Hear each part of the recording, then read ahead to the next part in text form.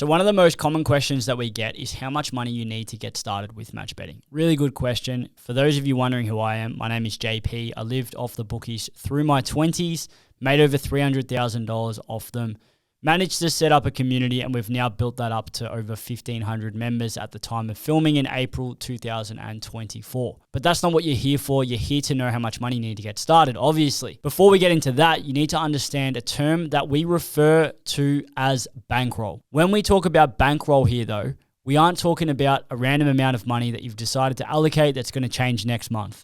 It's an amount that you can set aside and leave for an extended period of time and not have to touch it. For example, if you've got $2,000 to your name currently and you decide to put $1,800 into match betting today, and then you got to pay $1,000 of rent next month, then unfortunately it's not going to work because you've then had to dig into your match betting bankroll. You need to set aside an amount that you don't have to touch for an extended period of time.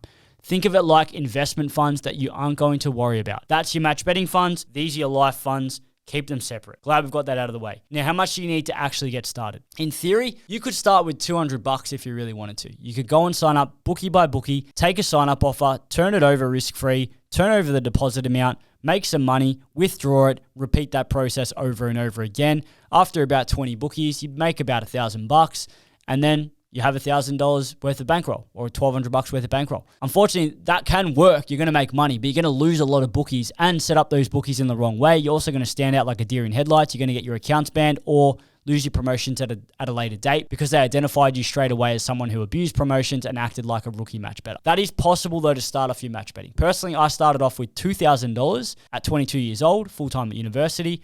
Within about 3 years, I had $150,000. That was because I was able to build that up over a longer period of time. And I actually didn't really allocate bankroll money to match betting. I just had life funds that were pretty much all into match betting because I had scaled the investment and I knew it was making me money. So for me personally, to keep my money in my savings account, it wasn't practical. I knew that my match betting accounts were making me more money, but that's just my experience. If I was to choose this and I was a disciplined individual, I didn't gamble and I wanted to make as much money as possible, then I would allocate probably a fair amount into my match betting if I was doing it personally, because I know that it's going to make me way more money than any other investment on the planet. It's no risk. There's not much that can go wrong at all, apart from your own mistakes or lack of discipline. And essentially, that money's going to be at a greater return on investment than most other things. That's just my opinion. That's what I did. It worked for me. Not necessarily advice for you. But to actually give you a proper amount that you can reasonably get started with, you're probably looking to want to have at least $1,000, optimally closer towards $2,000 to $3,000. Now, we're going to go through a number of examples and provide a number of scenarios because not everyone is the same.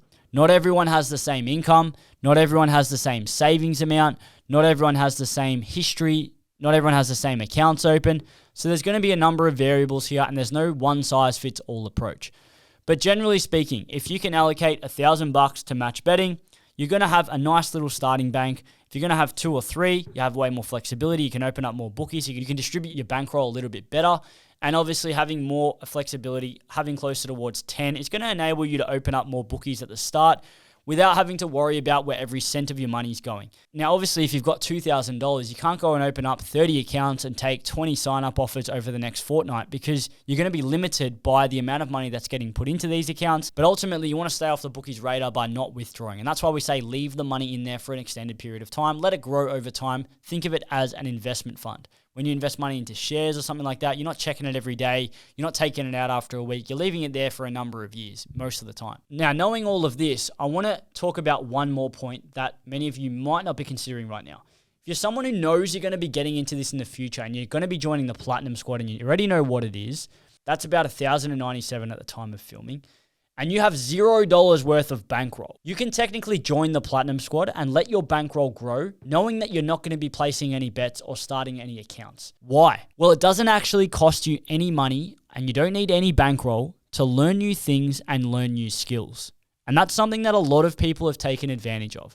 There are 2 types of people. People who want to try and get their investment back in terms of the cost of that course fee back really quickly because they've seen it as a cost.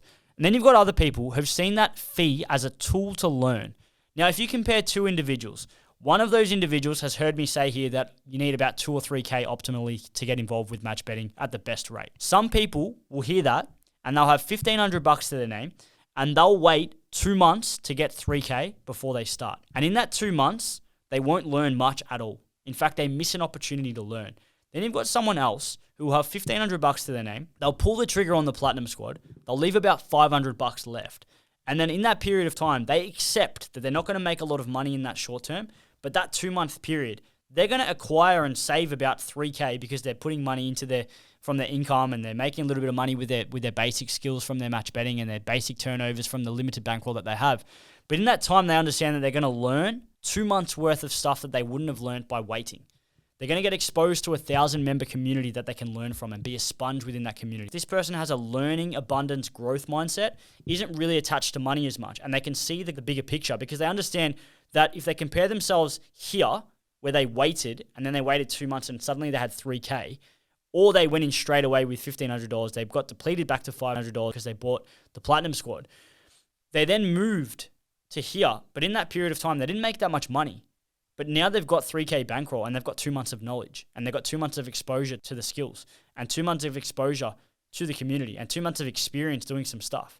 Now they've both got 3K.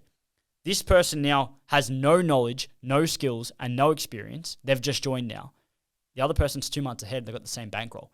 This person's going to be 2 months ahead in the knowledge, the skills, and the experience spectrum. And that's really crucial.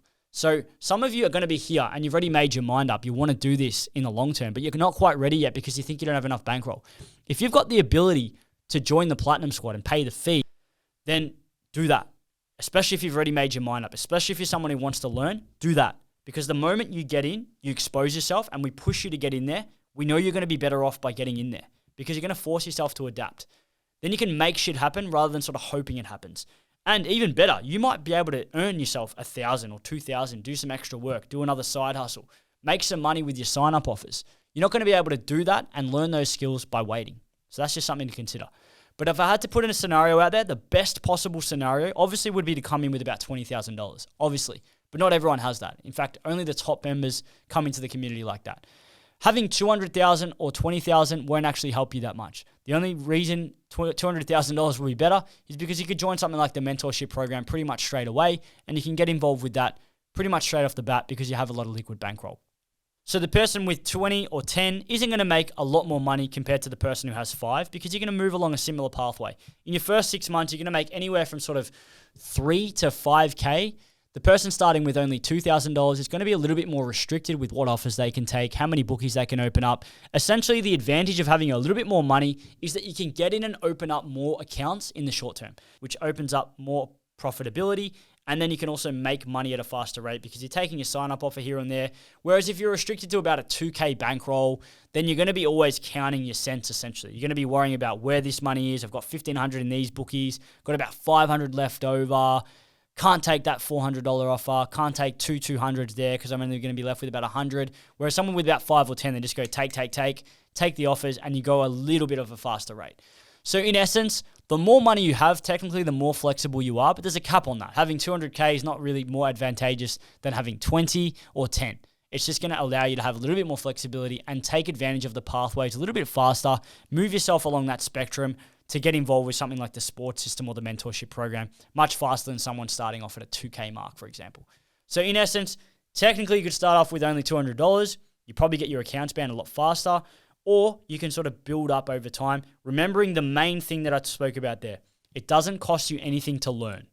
If you want to get involved and you've made your mind up to learn, jump in. Message us, communicate with us, book a free call. We will help people who have high initiative and want to learn.